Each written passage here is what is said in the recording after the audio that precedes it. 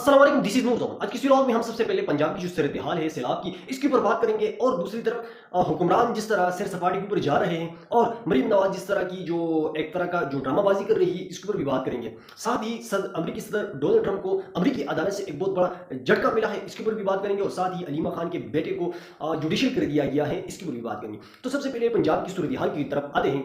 इस वक्त पंजाब की जो मौजूदा सूरत हाल है, वहाँ पाक पतन में इंतहाई ऊंचे दर्जे का सैलाब है और वहाँ पर हिफाजती बंद जो है वो टूट गया है।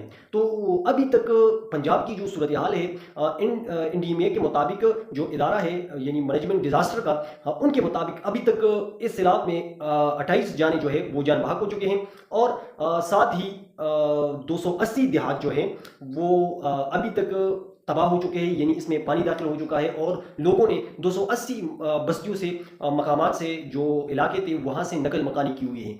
और ये मजमूई तौर पर 15 लाख लोग इससे मुतासिर हो चुके हैं। तो एक तरफ मुल्क के अंदर और बिलखुसूसन पंजाब जो सबसे बड़ा सूबा है आबादी के हवाले से, यहाँ पर यह सिचुएशन है। दूसरी तरफ आप शहबाज शरीफ को देखें, वो अपना काबीना समेत आज से ही 6 रोजा दौरे के ऊपर चीन गया है।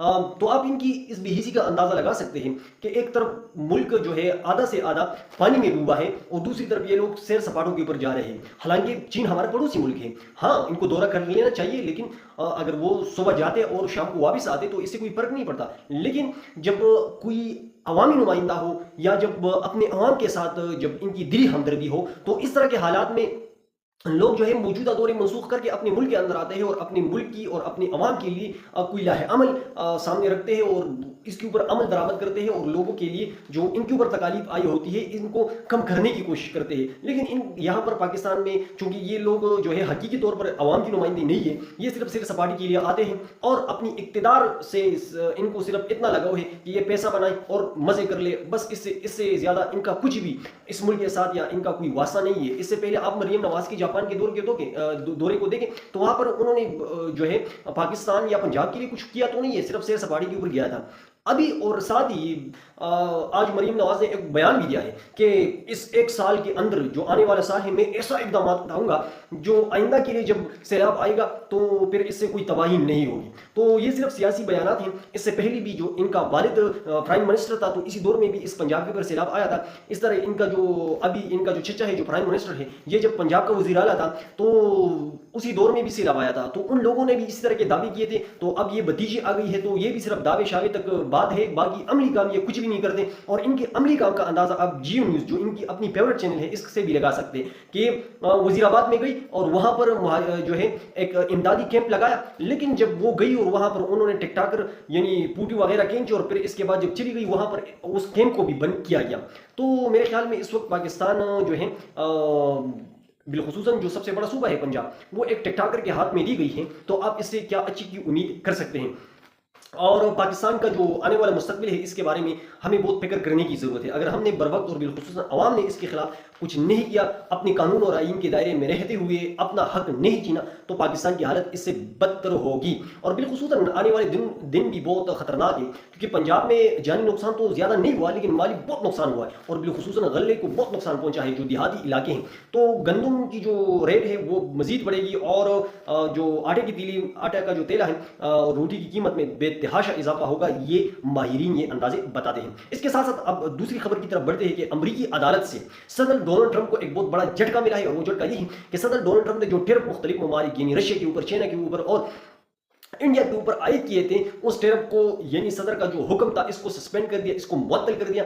सदर ट्रंप ने ये तो कहा है कि इसके खिलाफ हम अपील के लिए जाएंगे, लेकिन ये फैसला जो है 7-4 से हुआ है, यानी 7 ने सदर ट्रंप की जो अहकामात है इसको गलत करार दिया है और 4 ने इसकी हामी भर दी। तो अक्सरियत से सदर ट्रंप के फैसले को जो है कलाअदम करार दिया है। तो इससे आप अंदाजा लगा सकते हैं अमेरिका की ये खूबसूरती है कि वहां पर जो ताकत होता है, हालांकि सदर ट्रंप यानी अमेरिका के जो सदर होता है वो सबसे ज्यादा ताकतवर होता है, लेकिन ताकत होने के बावजूद भी वो अपने इख्तियार से तजावुज नहीं कर सकते। अगर करते हैं तो फिर इसके लिए इदारे मौजूद हैं। तो इस वजह से अमेरिका की तकरीबन दिहाई से भी ज्यादा हो गया कि वो दुनिया के ऊपर रूल कर रहा है। और इसकी बुनियादी वजह यही है कि वहां पर जो ताकत का तवाज़ुन है वो किसी एक शख्स या किसी एक इदारे के हाथ में नहीं है, वो सबके ऊपर डिस्ट्रीब्यूट किया गया है। और जो इदारा या जो शख्स अपनी जो है इख्तियार से तजावुज करता है तो फिर इसका जो है ना इसको रोक दिया जाता है अदालती अहकामात के जरिए। तो अमेरिका की ये बहुत बड़ी खूबी है।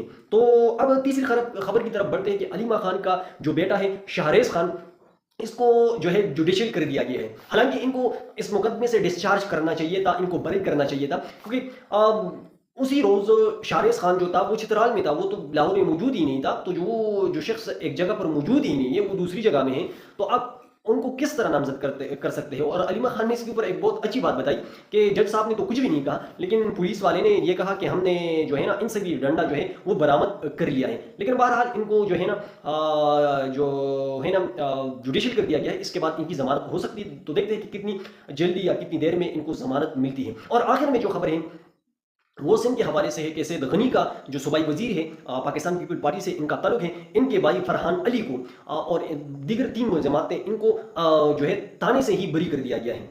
और इसकी जो बुनियादी वजह है जो सिंध की पुरानी वारदात है, चूंकि वहाँ पर कमज़ोर को जो है ना वो ताकतवर के सामने खड़ा नहीं हो सकता।